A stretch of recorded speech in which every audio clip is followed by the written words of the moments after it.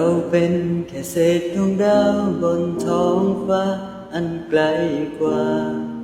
แค่เศษดวงดาวที่ไม่มีแสงในตัวเอ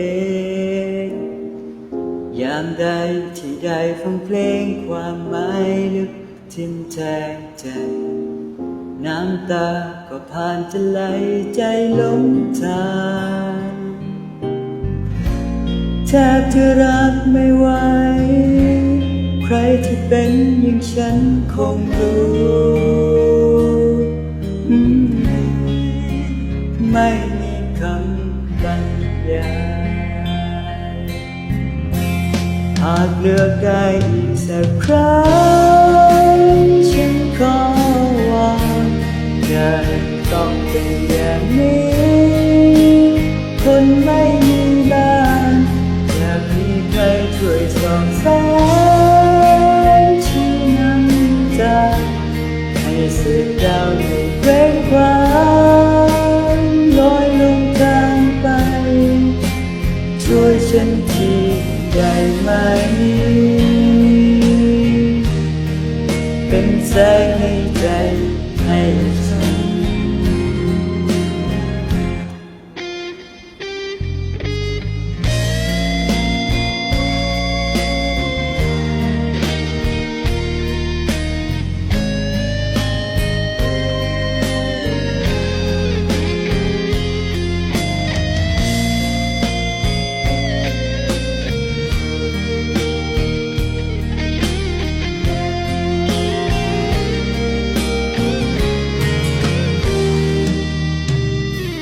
เดียวดายอยู่ในลมฝนพายุพัดซัดกระหน่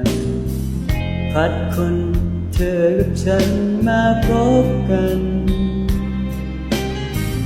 เธอพูดแล้วใช่ไหมคงไม่ต่างกับฉันเศษดาวเหมือนกันแสงตะวันลบลีหากเลือกได้อีกสักครั้งฉันก็วอนอย่าต้องเป็นอย่างนี้คนไม่มีบ้านอยากมีใครช่วยส่องแส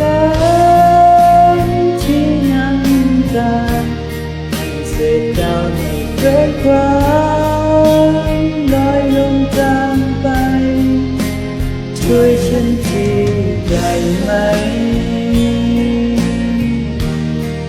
เป็นแสงในใจให้ฉันหากเลือกได้อีกสักครั้งฉันก็วอนอย่าต้องเป็นอย่างนี้คนไม่มีบ้านอยากมีใครช่วยส่องแสงชี้นำทางให้เศษดาวในเคว้งคว้างลอยลงทางไปช่วยฉันทีได้ไหมเป็นแสงในใจ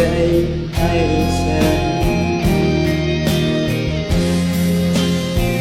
ฉันที